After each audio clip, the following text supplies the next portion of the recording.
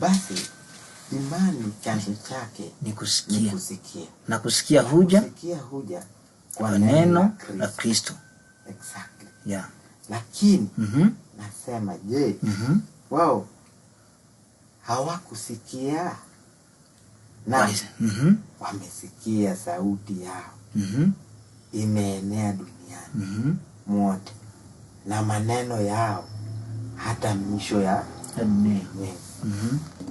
Sasa hapa ndio kwanza tusome huu mstari mmoja ambao anasema kwamba imani chanzo chake. Ukisoma huku juu anasema kwamba hivi hii inatokana na vile ambavyo watu walivyokuwa wanamkataa Mungu. Watu walivyokuwa, yani watu walikuwa wametegemea sana nini? Sheria. Ukisoma ukianzia kabisa kule juu mwanzo kabisa, ukianzia verse 1 kabisa huko utaona mambo hayo. Hapa akiwarumikia wana Israeli. Endelee usikie. Ndugu zangu, nitakayo sana moyoni mwangu na dunia na dua yangu ni ndugu zangu, ni muombe Mungu ni kwa ajili ya ili wapate waokolewe. Ambao hao wanaosema sasa ni ndugu zake au Waisraeli ambao walikuwa na sheria, walikuwa wanajua kabisa kwamba wao ndio wanapendwa na Mungu peke yake, na kukutendea tu sheria peke yake inatosha kabisa wao kukubalika na Mungu. Ndio sasa jamani, Mungu hapa katikati ameshabadilisha utaratibu. Ndio maana ukisoma tu hiyo 10 mstari wa 3 au wa 4 wetu tuangalie. 3. Kuna sema nasema hivi, wakiwa hawajui haki ya Mungu.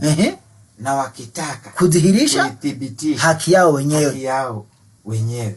Hapa hawakujitia chini ya haki ya nani? Ya Mungu ndio kwa njia ya kumwamini Kristo.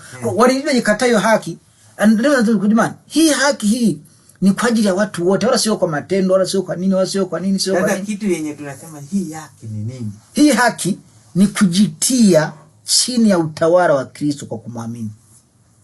Kwa mfano, chini ya utawala wa Kristo niweze kufanya nini ili uingie? Ili niingie. Good. Ili uingie kwenye utawala wa Kristo wala sio kazi ngumu. Siku moja Petro alikuwa yuko anahubiri. Alikuwa anahubiri, watu wakamuuliza swali linalofanana na hilo. Wakamuuliza swali, sasa ndugu zangu tufanyeje? Matendo ya Mitume 3 mstari wa 38. Matendo ya Mitume. No, Matendo ya Mitume 2 not 3, 2. Matendo ya Mitume 2 nadhani. Matendo ya Mitume.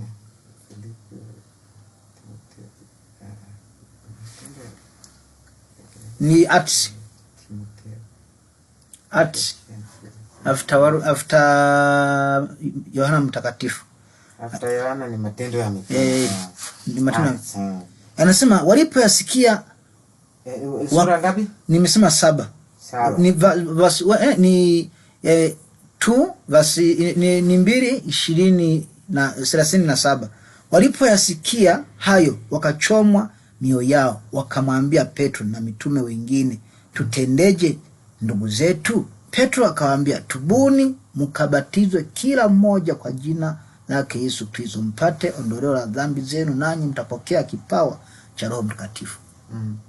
Kwa ili uingie ujitie chini ya utawala wa Kristo ni kukubali. Ukisikia neno kutubu, nasema ni 10 na ni 2. Ndogo hiyo ni ngapi? Ndogo gani? 2 sura ya 37. Ni 2 verse sio ni 2 verse 37. Verse 37. 2 verse 37. 2 verse 37. Nasema walipoyasikia haya wakachomwa mioyo yao, wakamwambia Petro na mitume wengine, tutendeje ndugu zetu? Petro akawaambia, tubuni mkabatizwe kila mmoja kwa jina la Yesu Kristo mpate ondoleo la dhambi, nanyi mtapokea kipawa cha Roho Mtakatifu. Kwa mtu akikujiweka chini ya utawala wa Kristo, ni hiyo tu kwamba kukubali kumpokea Kristo kama Mwokozi. Yaani yule umesikia neno la Injili ukalisikia kusema hii habari nimeipenda. Acha sasa niende nipewe utaratibu na mitume au na huyu anayehubiri. Yule anayehubiri sasa ndiye atakayekwambia okay, umekuja hapa ni rahisi tu. Kwa kuwa umekuja, Yesu anakupenda, anakupa maneno ya matumaini. Ni ukweli Yesu alikuja kwa ajili yako. Yesu yani vile anavyozidi kukwambia maneno ndivyo moyo wako unazidi kupokea furaha. Ukizidi kuyapokea ile maneno ndio unampokea Yesu. Yesu anasema atakayewapokea nyinyi ananipokea mimi. Na anayepokea mimi amempokea Baba. Kwa ukisikia ile maneno ya mtumishi akiwa anakuambia ndugu yangu Yesu anakupenda. Na moyo wako kazidi kufurahia hayo maneno yake. Ujue hapo unampokea Yesu sasa. Maneno si maneno yake. Yeye ni mjumbe tu, yeye ni kama vile amewekwa na Mungu kusimama tu kwamba Mungu amenituma kwako nikuletee hiki na hiki. Ukikipokea kile kitu, umekipokea, yani yeye amekuwa kama mkono wa Mungu kwako. Amekuletea kitu kutoka kwa Mungu kukuletea wewe. Kwa yeye ni si chochote. Ndio mimi mwenyewe. Nataka sasa umejua nimepata utaratibu ya hiyo. Ikaleta furaha ndani yangu. Ikanituma. Ninaona wale wenye walikuwa ni Wakristo pengine mimi mwenyewe kwa kukua Kristo kwao. Ninaanza kujaribu kuona na hii neno ilikuwa inawasaidia aje. Unaona? Ilikuwa inawasaidia aje hawa watu waliokuwa wamepokea hii neno. Kwa mfano, Paulo. Paulo ambaye alikuwa ni Saulo kabisa, ambapo alibadilishwa kuwa Paulo. Na ili jina lake ikuje aitwe Paulo. Pengine huyu ni ubatizo huu. Maana huyu Saulo yenye alikuwa ameitwa jina lake. Ni Saulo yenye alikuwa amefanya nini? Amepokea ile neno. Lakini Paulo mwenye amepokea hii neno, amepokelewa na Kristo aje. Kwa mfano, yeye mwenyewe alikuwa ni mtenda dhambi kwa sababu ya kushika wale watu wenye walikuwa wanaenda kutafuta hata hiyo neno ya kujaza roho ili watu wapokee ile Roho Mtakatifu yenye Yesu anaingia ndani yake. Alikuwa anaua wasiingie kabisa. Kila ambaye huyu roho ilimletea mwanzo kitu kimoja kilimpiga upofu. Na huyo upofu alipoingia pale alianza tu kusikia maneno kama vile umeniambia kwamba ukianza kusikia ile neno unaanza kujazwa na furaha. Na kumbe ile furaha ndani yake na matibabu kabisa. Sababu unajua Biblia inasema hivi, neno la Mungu, Biblia inasema nanyi mmekwisha kutakaswa kwa lile neno. Neno la Mungu limebeba umungu ndani yake. Unapolipokea lile neno, unampokea Mungu ndani yake. Mungu na neno huwezi kuvitenganisha. Ndio maana nasema hapo mwanzo kulikuwa na neno. Na neno lilikuwa kwa Mungu. Na neno lilikuwa Mungu. Ukilitenganisha neno na Mungu haiwezekani. Unapolipokea lile neno ambalo limetoka kwa Mungu, ndani yake yumo Mungu. Ukilichambua kabisa kalifunua hivi, katikati yake Mungu yumo. Na wewe unafikiria Mungu yumo kwa kufanyia yule mtu mwenye amekiamini ile neno aje. Unajua siku moja kuna swali mtu mmoja alimwambia malaika. Alimwambia hivi, alikuwa ni huyu Mariamu mama yake na Yesu. Akiwa bado bikira. Wakati ametumwa malaika kuja kwake. Yeye akasema akasikia una salamu wewe uliyepewa neema. Umepata kibali kwa Mungu, utazaa mtoto na huyo mtoto atakuwa sijui nini na nini. Yeye akajiuliza swali. Tena sio akamwambia yule malaika, itakuwaje? Maana mimi ni bikira, simjui mume. Itawezekanaje mimi sina mume na nizae mtoto? Malaika akamwambia hivi, wewe usiwe na wasiwasi. Roho Mtakatifu atakuja juu yako. Baada ya hapo atafanya anavyojua yeye, kisha kitakachozaliwa kitakuwa kitakatifu mwana wa Mungu aliye hai. Na maanisha nini sasa? Hiyo iko kitabu cha Luka 2 mstari nadhani kama wa 39. Luka 2. Anasema inawezekanaje, maana mimi simjui mume, inawezekanaje mimi sasa mimi niliyekuwa na kunywa pombe, kuacha pombe, mimi niliyekuwa naweza kupurana na wanawake 20 niwaache, inawezekanaje? Roho Mtakatifu atakuja juu yako na wewe utapokea nguvu. Ndio maana Yesu akawaambia hivi, msitoke Yerusalemu, nanyi mtapokea nguvu akisha kuajiria juu yenu Roho Mtakatifu. Mtakuwa mashahidi kutoka Yerusalemu, Uyahudi, mpaka miisho ya dunia. Kwa nini Roho Mtakatifu amekuja juu ya? Full stop. Mwe tuangalie wakati nana mwambia 2:30 not 2, tuanze moja. Moja ngapi? Moja, twende Luka 1.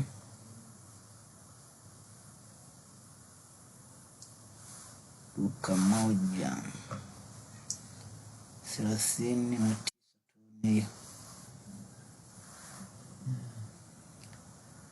Nasemaje?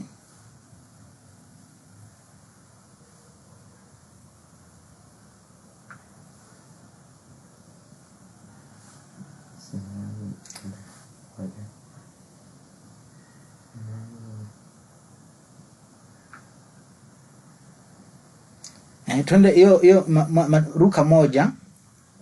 Tusome mstari wa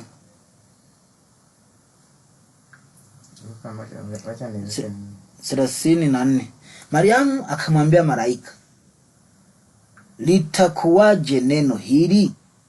Maana sijui mume.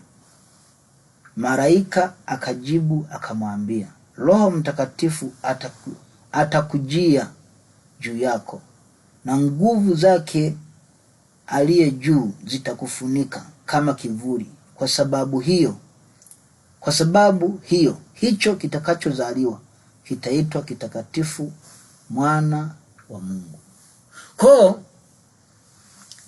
mambo yote ya Ukristo, ukishaliamini neno, unampa nafasi Roho Mtakatifu kufanya kazi ndani yako. Unampatia nafasi tu kufanya kazi. Yaani ukishalikubali neno, si mfano tu umeshakubali hilo neno, ukishasema hivi, unajua ukisikia kwamba imani ni kuwa na uhakika wa mambo yatarajiwayo, ni bayana ya mambo yasiyoonekana. Mambo yenye unaamini. Umesikia hivi, mfano umesikia, umeamini, na unaweza hata sasa hivi unasema kwamba ninaenda mahali na nitapata, kwa sababu yaani mfano bora nimesema. Unajua imani si kitu cha kujikadiria. Imani ni hivi, lazima usikie neno, kwa sababu tunasikia cha imani, chanzo chake ni kusikia neno. Ukisema ninaamini, maana kuna neno umetangulia kulisikia, ambalo hilo neno sasa umeliamini hata kama hujaliona, na ukalitumainia, na ukasema kwa sababu ile neno nililosikia, naenda sasa, najua nitapata.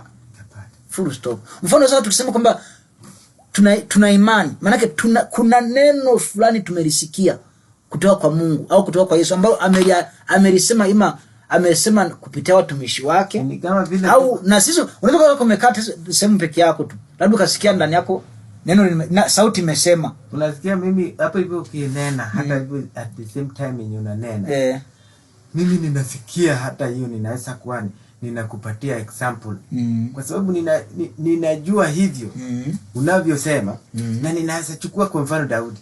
Daudi anasema nilikuwa kijana na sasa hivi ni mzee na sijaona mwenye haki. Najua kwamba mimi ninajua nitaenda, na ninajua Mungu hata niacha. Ndio maana hata Daudi unaona hata Daudi mwenyewe ili ujue kama alikuwa ni mtu wa imani, alikuwa kabla aende kupiga mji wowote, alikuwa tu haendi. Pamoja kwa hiyo alikuwa na nguvu, alikuwa na kila kitu, alikuwa na wanajeshi. Before aende alikuwa anauliza kwa Mungu, niende ama nifanye? Mungu akimwambia nenda, anamuuliza niende mji gani? Ndipo anamwambia leo nenda kapigana sehemu fulani, kesho nenda sehemu fulani, kesho nenda sehemu fulani, kesho nenda sehemu fulani. Hivyo. Alikuwa tu haendi kwa nguvu zake. Alikuwa anafuata maelekezo. Alikuwa anasikia neno limesema ndani yake, nenda sikawapige watu wa kitu nyingine hapa hivi. Mimi hata naweza kukuambia kwangu mimi. Yenye mimi mwenyewe imenitendekea. Unaona nilipokuwa ninatoka nyumbani. Mimi nilikuwa nimetoka